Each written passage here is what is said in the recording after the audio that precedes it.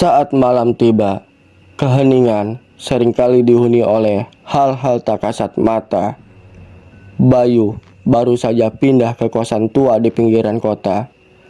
Malam pertama, dia dikejutkan oleh suara tawa khas kuntilanak di belakang rumah.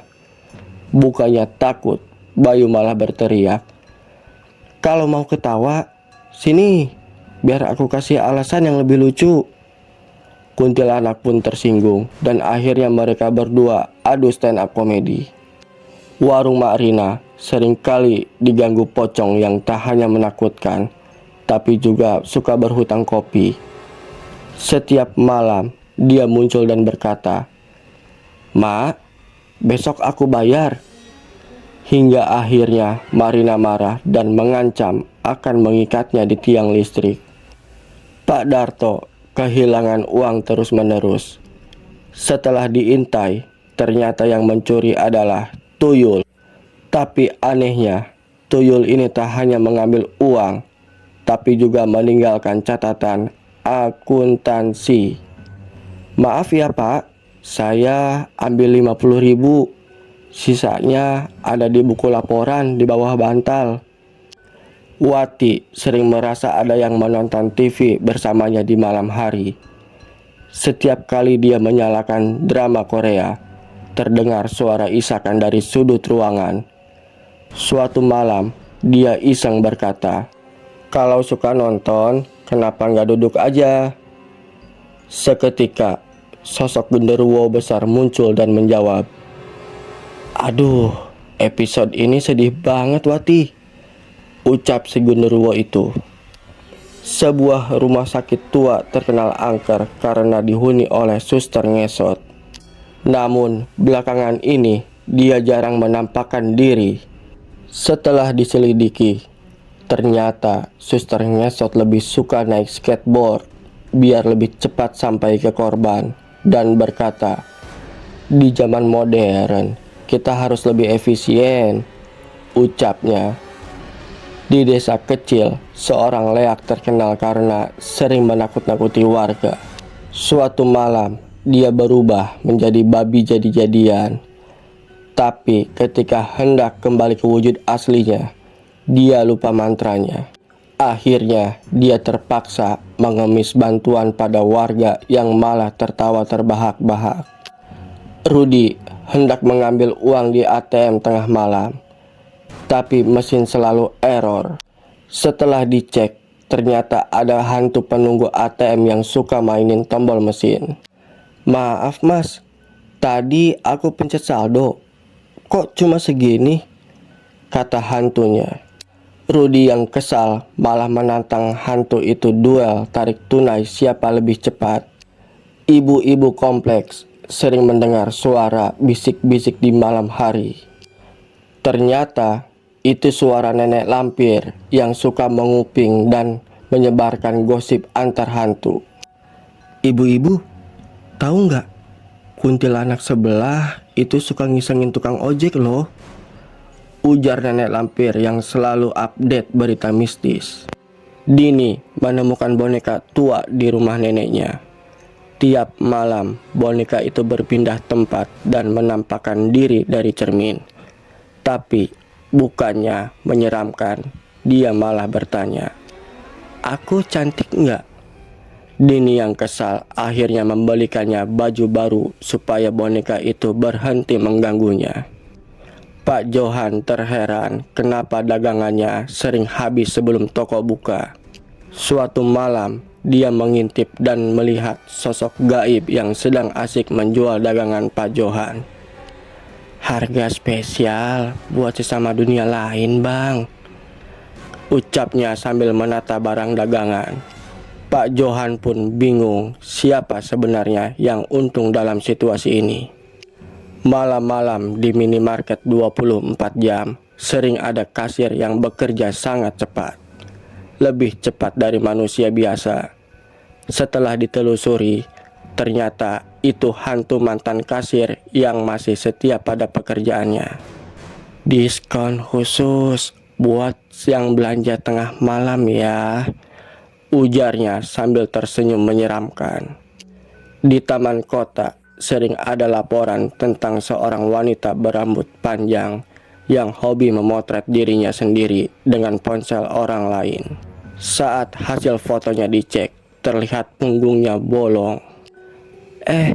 Maaf ya, aku angle-nya kurang pas, ucapnya sebelum menghilang.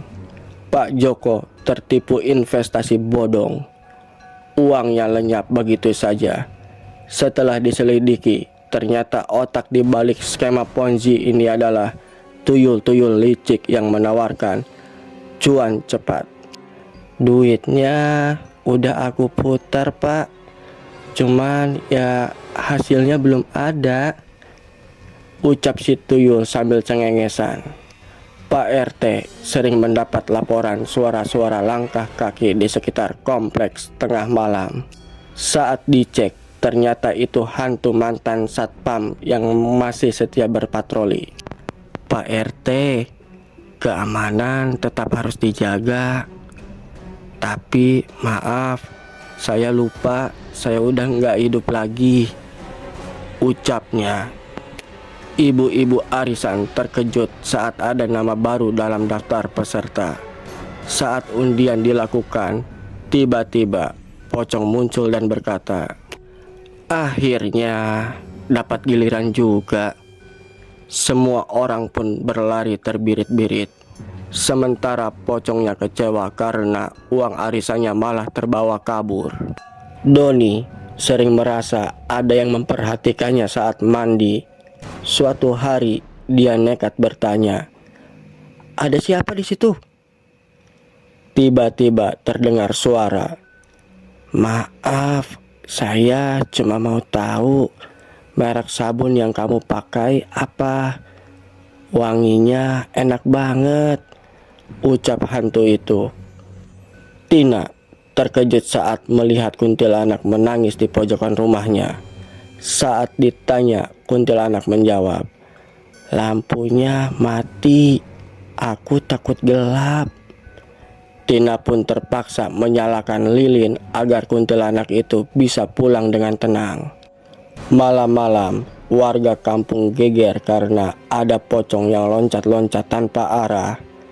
Setelah ditanya, ternyata dia kesasar karena lupa rute pulang. Warga pun akhirnya memberi tanda jalan khusus untuk para makhluk halus. Pak Budi heran kenapa koneksi internet rumahnya sering lemot. Setelah diperiksa, ternyata ada tuyul yang ikut numpang wifi sambil streaming film horor. "Aku suka nonton film tentang manusia. Seru banget, Om," ucapnya. Warung Bu Rina kedatangan hantu setiap malam dan berbisik, "Mau bayar sekarang atau dicicil?" Setelah diselidiki, ternyata hantu itu mantan penagih utang yang masih bekerja meski sudah tak hidup lagi. Warga kampung sering mendengar suara hantaman keras di kuburan. Setelah dicek, ternyata genderuwo sedang olahraga angkat batu nisan. "Badan gede, harus dijaga," ucapnya sambil memamerkan otot. Roni terkejut saat memesan ojek online di tengah malam. Saat driver datang, ternyata dia transparan. "Tenang, Mas, saya tetap bisa nganter. Tapi jangan kaget kalau jalannya nembus pohon," ucapnya. Penduduk desa heran melihat nenek lampir sering sibuk dengan HP. Setelah ditelusuri, ternyata dia punya akun media sosial dengan jutaan pengikut. "Aku bagi tips awet muda, tapi jangan tanya resepnya ya," ucap nenek itu.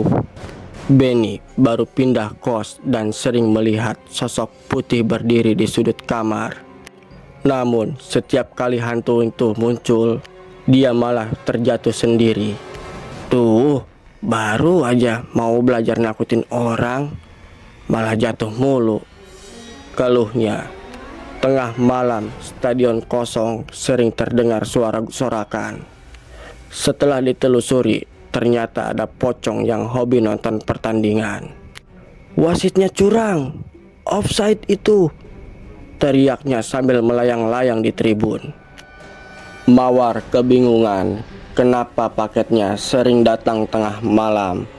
Setelah dicek, ternyata sundel bolong yang mengelola bisnis online shop.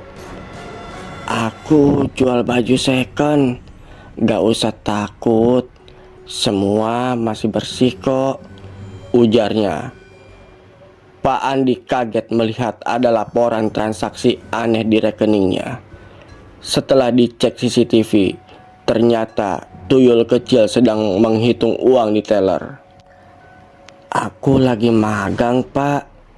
Biar tahu tiap malam suasana kerja di bank itu kayak gimana, ucapnya. Setiap malam, warga sering melihat bayangan hitam di parkiran pasar.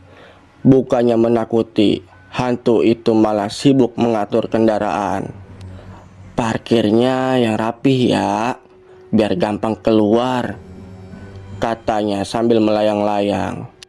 Resepsi pernikahan di desa tiba-tiba diganggu suara aneh. Ternyata kuntilanak ingin ikut meramaikan acara. Biar aku aja yang jadi MC. Aku kan jago bikin suasana tegang. Hihihi, ucapnya. Setiap malam, warga sering mendengar suara menyanyi dari rumah kosong. Setelah dicek, ternyata ada sekumpulan hantu yang suka karaoke. Jangan ganggu, ini lagu favoritku, protes hantu itu saat pintu dibuka. Pak Hasan kebingungan, kenapa lapak dagangannya laris manis di malam hari. Setelah diselidiki, ternyata ada pocong yang menjual barangnya diam-diam. Saya bantu jualan ya Pak, tapi komisi buat saya 10% ya Pak, katanya sambil melompat-lompat.